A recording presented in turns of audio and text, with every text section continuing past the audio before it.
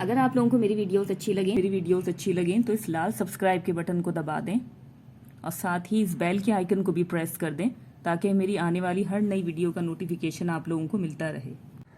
बिस्मिल्लाहिर्रहमानिर्रहीम, अस्सलाम वालेकुम। आज मैं आप लोगों के लिए चैप्टर 7 के जो है वो MCQ सॉल्व करूंगी। तो चलिए वीडियो को स्टार्ट करते हैं।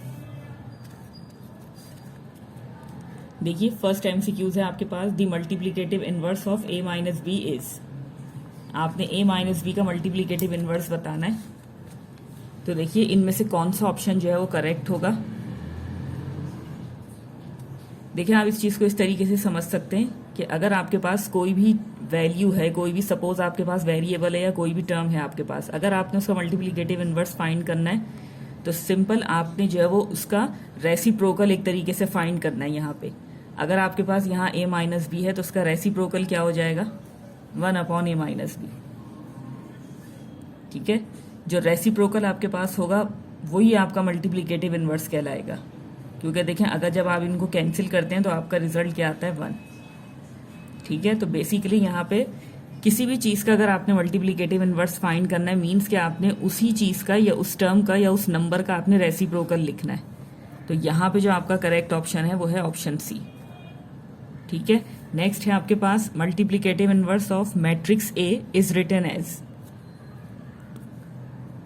मैट्रिक्स ए का मल्टीप्लिकेटिव इनवर्स आप किस तरीके से लिख सकते हैं। ठीक है, सिंपल आपने बताना है इसे लिखते कैसे हैं। इनवर्स को दूसरे लफ्जों में आप कह सकते हैं कि इनवर्स को आप डिनोट किस तरीके से करते हैं। कोई भी वेरिएबल हो, अगर आपने इनवर्स को डिनोट करना है तो किस तरीके से करेंगे। ये देखिए ये है आपके पास मैट्रिक्स ए। ठीक है, इसका इनवर्स क्या होगा, 1/a। आप ऐसे भी लिख सकते हैं और इस चीज को आप कैसे लिख सकते हैं मजीद, ये देखें इस तरीके से, यानी कि a की पावर नीचे जो है वो आपके पास +1 थी, आप इसे ऊपर लेकर आ गए, ये आ गया इस फॉर्म में। ठीक है, ये ऑप्शन भी आपके पास करेक्ट है और ये ऑप्शन भी आपके पास करेक्ट है। मोस्टली जो है वो हम ये फॉर्म यूज करते हैं। ठीक है, किसी भी वेरिएबल का अगर इन्वर्स आपने जो है वो लिखना है तो आप इस तरीके से शो करते हैं। ठीक है, तो ऑप्शन बी जो है वो यहाँ पे करेक्ट आंसर है। नेक्स्ट है आपके पास, if determinant of A is 0 then matrix A is called. अगर किसी मैट्रिक्स का डिटर्मिनेंट जो है वो 0 होता है तो वो मैट्रिक्स क्या कहलाते हैं, सिंगुलर मैट्रिक्स। ठीक है, ये मैंने आपको बहुत अच्छे से डेफिनेशन समझाई थी कि अगर मैट्रिक्स 0 हो, डिटर्मिनेंट 0 हो तो मैट्रिक्स जो है वो सिंगुलर होता है, और अगर डिटर्मिनेंट नॉन जीरो वैल्यू हो तो वो नॉन सिंगुलर होता है। ठीक है, नेक्स्ट है आपके पास the additive inverse of matrix this. किसी भी मैट्रिक्स का अगर आपने एडिटिव इनवर्स फाइंड करना होता है तो वो क्या चीज़ है, मैंने आपको बताया था कि आपने इन तमाम एलिमेंट्स के साइन को देखना है। जो जिस साइन के साथ है आपने उसका ऑपोजिट साइन लिखना है। अब देखें डायगोनल में अगर आप देखें यहाँ पे 2 और 6 के साथ दोनों के साथ नेगेटिव साइन है, तो आपने इनमें से ऐसा ऑप्शन पिक करना है कि इन दोनों के साइन पॉजिटिव हो जाएं और इन दोनों के साइन नेगेटिव हो जाएं। ठीक है, बेसिकली जितने भी यहाँ पे आपके पास टर्म्स होते हैं या एलिमेंट्स होते हैं, आपने क्या करना होता है, एडिटिव इनवर्स में सबके साइन जो है वो चेंज करने होते हैं। ठीक है, जो माइनस में वो प्लस में, जो प्लस में वो माइनस में। तो इस तरीके का ऑप्शन आपके पास यहाँ पे देख लें, ये साइन जो है आपके पास पॉजिटिव होने चाहिए। ये देखिए ये दोनों साइन आपके पास नेगेटिव हैं, यहाँ एक पॉजिटिव है ये नेगेटिव है, ये भी नहीं है ये भी नहीं है ऑप्शन। अगेन आपके पास ये पॉजिटिव है ये नेगेटिव है, ये भी आपके पास ऑप्शन करेक्ट नहीं है। अब ऑप्शन डी की तरफ आ जाएं। देखिए यहाँ आपके पास दोनों नेगेटिव थे, ये दोनों पॉजिटिव हो गए, ये दोनों पॉजिटिव थे तो ये नेगेटिव हो गए। 0 के साथ आप प्लस या माइनस शो नहीं करते। ठीक है, आप इसको जो वो नेगेटिव ही कंसीडर करेंगे यहाँ पे। तो ऑप्शन डी जो है वो आपका करेक्ट आंसर है। नेक्स्ट है आपके पास number 5, the multiplicative inverse of 1/a + b। यहाँ पे आपके पास जो है वो सिंपल फॉर्म में दिया हुआ था। देखिए फर्स्ट में आपने इस तरीके से उसका रेसिप्रोकल बता दिया, 1/समथिंग कर दिया उसे। ठीक है, इसी तरीके से यहाँ पे आपके पास 1/समथिंग है, आपने इसका मल्टीप्लिकेटिव इनवर्स बताना है। तो इसका मल्टीप्लिकेटिव इनवर्स या इसका रेसिप्रोकल क्या हो जाएगा, ये। ठीक है, यहाँ पर आपके पास 1/a + b है तो इसका मल्टीप्लिकेटिव इनवर्स क्या हो जाएगा, सिंपल a + b। ठीक है, मल्टीप्लिकेटिव इनवर्स जैसे अभी मैंने आपको बताया, अगर यहाँ पे 1/a + b है तो आप इसके साथ क्या चीज़ मल्टीप्लाई करवाएंगे, सिंपल a + b।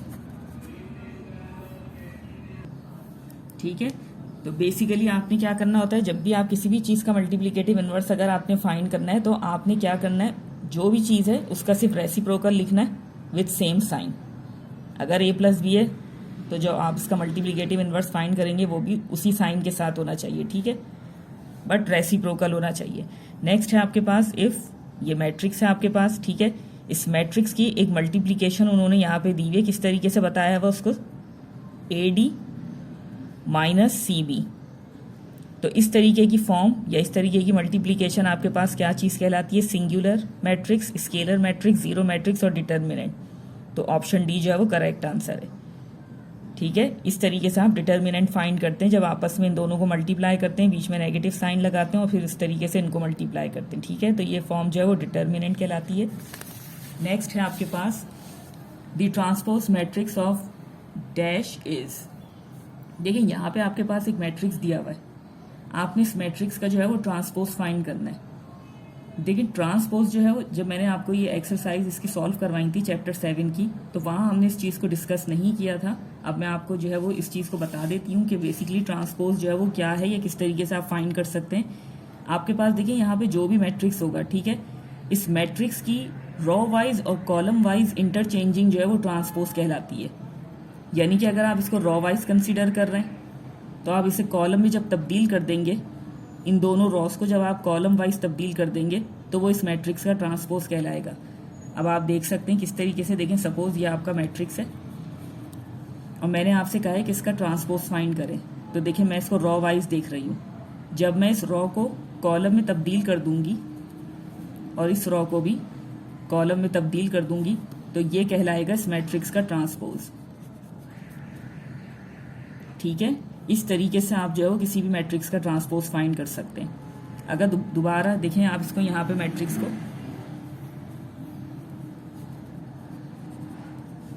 यह आपका मैट्रिक्स आ गया, ठीक है। अब आप इसे कॉलम वाइज देख लें। कॉलम वाइज अगर आप इसे कंसीडर कर रहे हैं तो आप जब इसका ट्रांसपोज निकालेंगे तो किस तरीके से लिखेंगे, रॉ वाइज,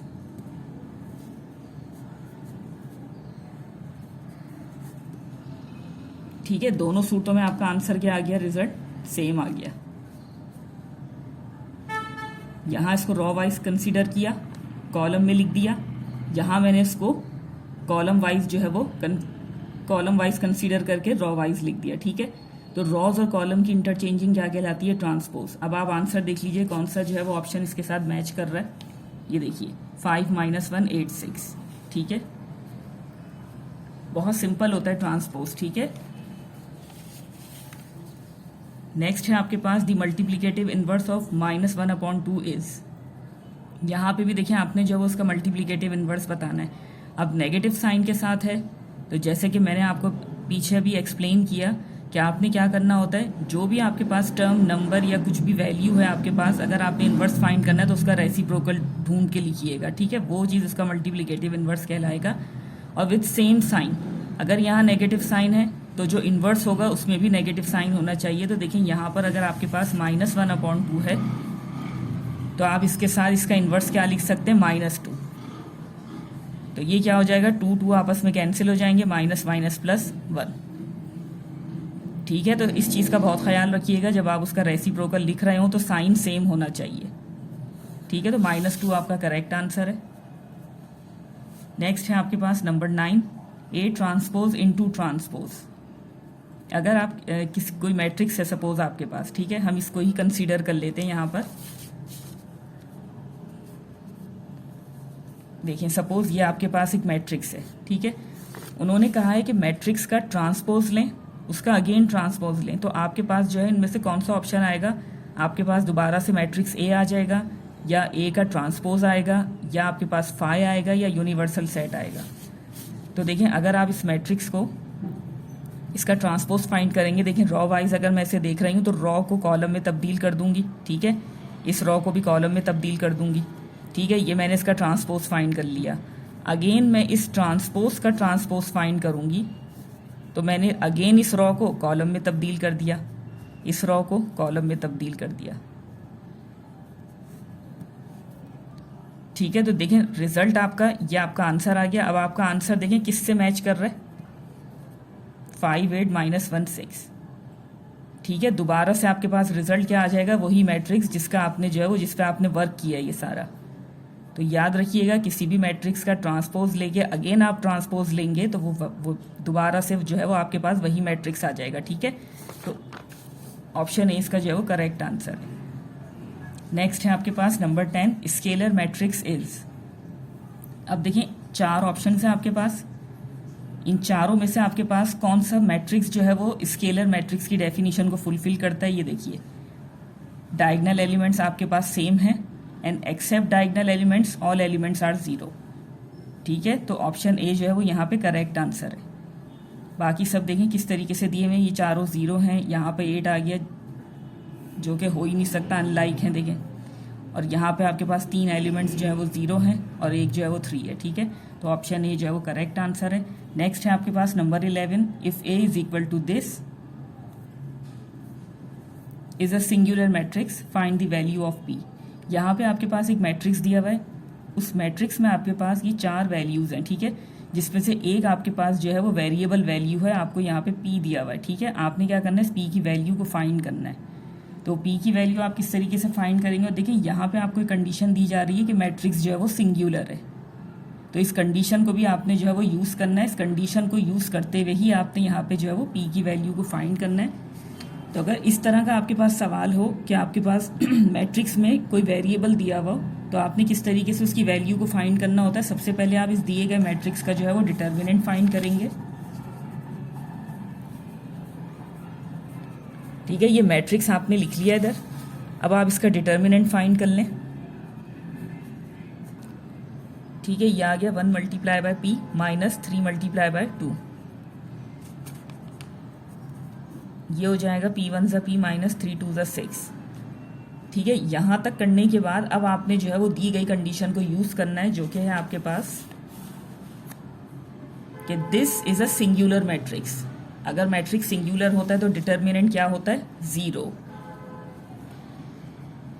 ठीक है। ये इस तरीके से आपने जो है वो उसका यहाँ पे यूजेज करना है। अब ये देखें ये क्या हो जाएगा, डिटर्मिनेंट की जगह आपने ये हाँ इस वैल्यू की जगह आपने 0 रख दिया और ये जो है वो राइट हैंड साइड वाली तमाम चीज़ें एज इट इज़ आ गई, ठीक है। अब देखिए ये जो -6 है, क्योंकि p की वैल्यू आपको चाहिए, ठीक है, तो इस -6 को आप जो है वो लेफ्ट हैंड साइड पे ले जाएंगे, वहाँ जाके ये क्या हो जाएगा 0 + 6, ठीक है। और 0 में आप 6 प्लस करेंगे तो आपकी रिक्वायर्ड वैल्यू क्या आ जाएगी p की 6, ठीक है। तो ऑप्शन बी जो है वो आपका यहाँ पे करेक्ट आंसर है। आपके पास कोई भी वेरिएबल हो, आपने इसी तरीके से जो है उसकी वैल्यू को फाइंड करना है। सबसे पहले आप डिटर्मिनेंट निकालेंगे, जैसे ही आप डिटर्मिनेंट निकाल के यहाँ तक ले आएंगे सवाल को, फिर आपने according to the given condition आपने क्या करना है, यहाँ पे इस डिटर्मिनेंट की जगह, डिटर्मिनेंट ऑफ ए की जगह आपने 0 रखना है और उसके बाद जो है वो ईजिली वैल्यू को फाइंड कर लेना है, ठीक है। नेक्स्ट है आपके पास number 12, in a diagonal matrix all elements except those of the diagonal are.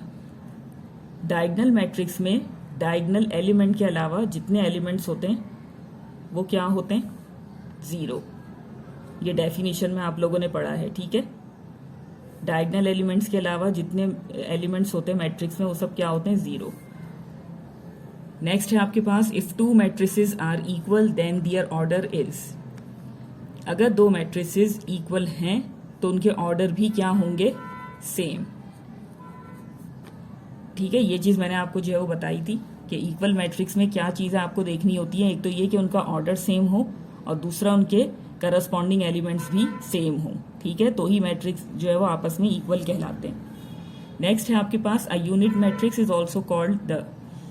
देखिए यहाँ पे ये कह रहे हैं कि यूनिट मैट्रिक्स को और क्या कहा जाता है, स्केलर मैट्रिक्स, आइडेंटिटी मैट्रिक्स या रॉ मैट्रिक्स। तो ऑप्शन बी इसका करेक्ट आंसर है, यूनिट मैट्रिक्स को आइडेंटिटी मैट्रिक्स भी कहते हैं, ठीक है। नेक्स्ट है आपके पास, the multiplicative inverse doesn't exist if matrix is. अब देखिए किसी भी मैट्रिक्स का मल्टीप्लिकेटिव इनवर्स जो है वो अगर पॉसिबल नहीं होता, ठीक है, तो क्यों नहीं होता, क्योंकि उस मैट्रिक्स का डिटर्मिनेंट, ये चीज़ मैंने आपको बहुत अच्छे से एक्सप्लेन की थी कि अगर मैट्रिक्स का डिटर्मिनेंट 0 हो जाए, ठीक है, तो वो चीज़ क्या कहलाएगी, सिंगुलर, नॉन सिंगुलर, यूनिट या स्केलर मैट्रिक्स। अगर देखिए मैट्रिक्स, दोबारा इस चीज़ को मैं एक्सप्लेन कर देती हूँ, किसी भी मैट्रिक्स का अगर डिटर्मिनेंट 0 आ जाता है मीन्स कि वो जो है वो सिंगुलर मैट्रिक्स हो जाता है, और सिंगुलर मैट्रिक्स का जो मल्टीप्लिकेटिव इन्वर्स है वो पॉसिबल नहीं होता। ठीक है, तो ऑप्शन ए जो है वो यहाँ पे करेक्ट आंसर होगा इसका। अगर किसी मैट्रिक्स का मल्टीप्लिकेटिव इन्वर्स पॉसिबल नहीं होता तो क्यों नहीं होता? क्योंकि वो मैट्रिक्स सिंगुलर होता है। नेक्स्ट है आपके पास 2 matrices are conformable for multiplication if the number of column in the first is equal to dash in the second. 2 matrices आप तभी मल्टीप्लाई कर सकते हैं जब आपके पास फर्स्ट मैट्रिक्स के number of column second matrix के किस चीज़ के इक्वल होते हैं? नंबर ऑफ रॉस के। ये भी मैंने आप लोगों को जो है वो बताया था 7.3 में। ठीक है, जब 7.3 मैंने आप लोगों को सॉल्व कराई थी, ये चीज़ मैंने आपको बताई थी कि आपने इस चीज़ को जहन में रखना है, ये फर्स्ट मैट्रिक्स के नंबर ऑफ कॉलम अगर सेकंड मैट्रिक्स के नंबर ऑफ रॉस के इक्वल होंगे तो ही 2 मैट्रिक्स आपस में मल्टीप्लाई हो सकते हैं। ठीक है, नेक्स्ट है आपके पास the order of matrix this is. आपके पास ये एक मैट्रिक्स दिया हुआ है, आपने इस मैट्रिक्स का ऑर्डर बताना है। देखिए यहाँ पे कितनी रॉज हैं और कितने कॉलम्स हैं। ठीक है, तो ऑप्शन डी आपके पास यहाँ करेक्ट आंसर है। तो चलिए यहीं पे मैं अपनी वीडियो को एंड करती हूँ। आई होप कि आज की वीडियो भी जो है वो आप लोगों को ज़रूर पसंद आएगी। अगर आप लोगों को वीडियो अच्छी लगे तो उसे लाइक और शेयर ज़रूर कीजिएगा। और मेरे चैनल को अगर अभी तक आप लोगों ने जो है वो सब्सक्राइब नहीं किया तो मेरे चैनल को सब्सक्राइब ज़रूर कीजिएगा। चैप्टर नंबर 7 के हवाले से जितने भी इम्पॉर्टेंट MCQs थे, चाहे वो 5 ईयर्स से रिलेटेड हों या बुक से हों, वो सब मैंने जो है वो आप लोगों के लिए इस वीडियो में सॉल्व कर दिए हैं। ठीक है, और चैप्टर नंबर 3 और चैप्टर नंबर 4 के MCQs अगर अभी तक आप लोगों ने जो है वो नहीं देखे हैं मेरे, जो मैंने आप लोगों के लिए सॉल्व किए हैं, तो उसका लिंक जो है वो मैं आप लोगों को डिस्क्रिप्शन बॉक्स में दे दूंगी। ठीक है, तो आप लोग ज़रूर देखिएगा। एग्जामिनेशन पॉइंट ऑफ व्यू से जो है वो बहुत ज़्यादा हेल्पफुल इंशाल्लाह साबित होंगे आप लोगों के लिए। ठीक है, तो आप लोग ज़रूर देखिएगा, और इंशाल्लाह फ्यूचर में भी मैं आप लोगों के लिए जो है वो इंशाल्लाह चैप्टर वाइज जो है वो तमाम MCQs जितने मुझसे पॉसिबल होगा और जितने इंपॉर्टेंट होंगे वो सब मैं आप लोगों के लिए जो है वो ज़रूर बनाऊंगी इसके ऊपर वीडियोस। ठीक है, तो चलें यहीं पे मैं इस वीडियो को अपनी एंड करती हूँ और मिलते हैं फिर आप लोगों से अगले वीडियो में। तब तक के लिए अल्लाह हाफिज़।